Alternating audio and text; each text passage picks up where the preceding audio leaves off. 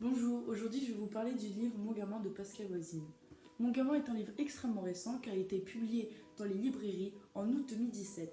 Pour faire une rapide description de l'auteur, Pascal Voisine était de base un réalisateur dans le secteur du cinéma, puis a décidé de publier ce tout premier livre pour lui qui a connu un énorme succès.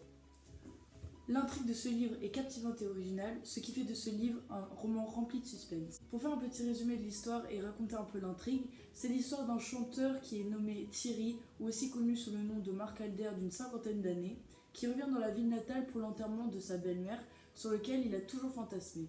Il retourne dans sa ville natale qui lui remémore beaucoup de souvenirs, car là-bas il avait une amitié forte avec un malade mental, Francis.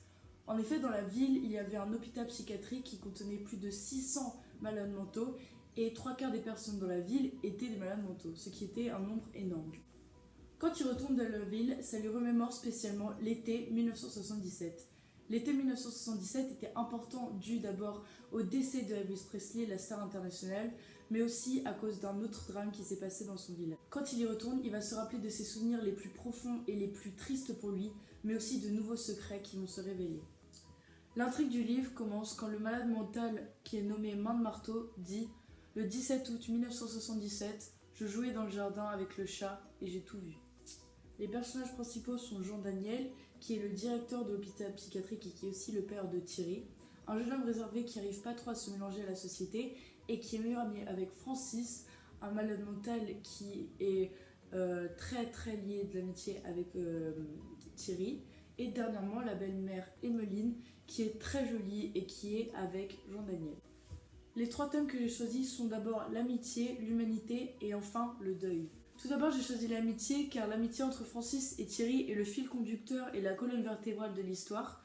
Aussi, c'est une amitié très surprenante car c'est un malade mental et un jeune homme et ça peut paraître surprenante pour les villageois, mais on peut voir que cette amitié est liée jusqu'à la mort et qu'elle est extrêmement forte.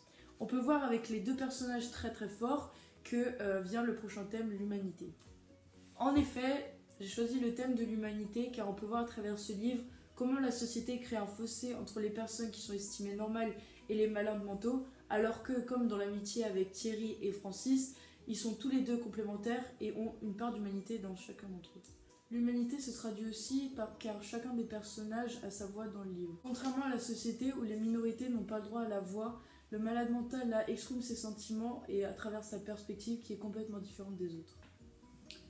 Enfin, j'ai choisi le thème du deuil, car le deuil est la raison pour laquelle Thierry retourne dans sa ville natale, donc pour aller à l'enterrement de sa belle-mère. De plus, le deuil lui ramène donc à ses souvenirs et l'aide à lui comprendre les mystères du deuil du passé. J'ai beaucoup aimé ce livre car c'est un livre original et hors du commun qui traite des sujets divers comme par exemple les malades mentaux, et à ce sujet-là, j'ai appris énormément de choses. De plus, l'intrigue très complexe a un dénouement qui, tel un puzzle, s'imbrique et se complète à la fin, et j'ai trouvé ça très bien fait. De plus, les personnages sont des personnages vraiment originaux. Par exemple, l'amitié entre Francis, un malade mental, et Thierry, un jeune homme, est vraiment hors du commun et je pense qu'aucun livre a fait des personnages comme ça. Un autre atout de ce livre est qu'il est rempli d'humour. Par exemple, le langage grossier est couramment utilisé par les enfants et les malades mentaux, ce qui donne une touche d'humour. En conclusion, je comprends le succès de ce livre et je vous le conseille vivement.